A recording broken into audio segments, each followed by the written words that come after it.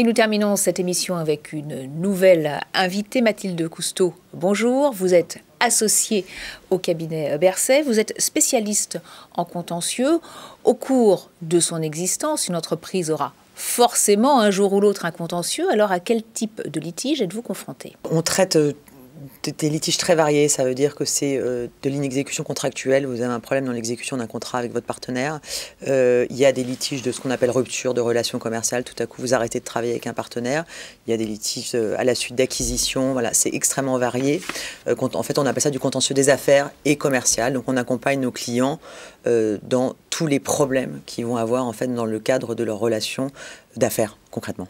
Voilà. Donc un accompagnement personnalisé, Oui. et là qui a un peu changé avec cette crise sanitaire. Ouais. Oui, ce qui s'est passé, c'est que passé la sidération, il y a eu un état, il faut comprendre, il y a eu un état de sidération, mais pour tout le monde, même les cabinets d'avocats. Donc on a d'abord accompagné beaucoup nos clients sur, d'abord les rassurer, je crois, sur ce qui se passait, les ordonnances qui avaient été rendues par le gouvernement qui n'étaient pas forcément très claires. Donc d'abord, il y a eu ce travail d'accompagnement un peu pédagogique, d'expliquer concrètement ce qu'ils avaient le droit de faire, de ne pas le faire.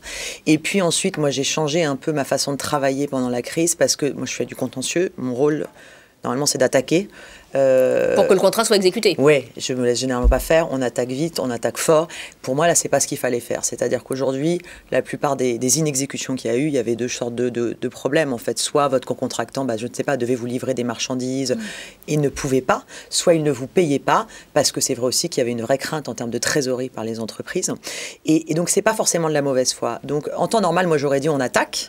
Mais là, ce n'est pas ça. En fait, là, il faut être accompagné parce qu'il y a aussi des pièges qu'il faut éviter. Mais oui, de trouver des solutions pour que les deux parties, en fait, arrivent à dépasser cette crise et qu'à la sortie de la crise, les affaires continuent, en fait, et que la vie reprenne. Donc là, oui, c'était accompagner pour trouver, ne pas faire une application stricte du contrat. Là, on n'est pas là, on a quelque chose d'extraordinaire qui nous est arrivé, il fallait s'adapter. Est-ce que la Covid peut être considérée comme un événement de force majeure? Ouais.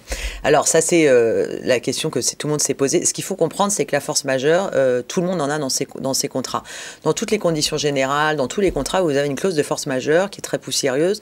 Je sais, tout le monde connaît, personne n'a jamais appliqué. C'est quelque chose en fait qui n'était plus du tout appliqué. Et donc, c'est poser la question de savoir est-ce que c'est de la force majeure? Oui, parce que là, elle est pour tout le monde la force majeure finalement. Exactement, elle est pour tout le monde. Et donc, tout à coup, ça devient une notion, est ressortie. Alors, tout le monde nous disait on a une clause de force majeure dans notre contrat, inapplicable en fait. Et donc, ce qui s'est passé, c'est que les juridictions ont reconnu dans certains cas que c'était une cas de force majeure. Par exemple, quand l'autorité administrative vous interdit d'ouvrir la restauration, etc. La plupart du temps, ça n'est pas de la force majeure. D'abord, il faut être très lucide. Si la Covid est de la force majeure, tous les contrats peuvent sauter concrètement. Enfin, on a été tous touchés par la Covid. Alors, la question qui se pose aujourd'hui, c'est quelle solution d'accompagnement pour les entreprises en attendant qu'on sorte enfin de cette crise en faisant le dos rond. Alors, ce qui est très pris en compte, c'est la bonne foi. C'est-à-dire que les juridictions, vous regardez, vous avez une obligation d'exécuter de bonne foi votre contrat. Et donc, c'est-à-dire qu'il faut...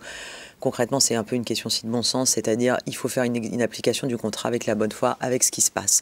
Donc ça, c'est le premier critère. Et aujourd'hui, nous, ce qu'on conseille vraiment à nos clients, c'est de revoir vos clauses de force majeure. Parce que s'il y a un an, la Covid, éventuellement, pouvait être une force majeure, aujourd'hui, ça n'est plus le cas.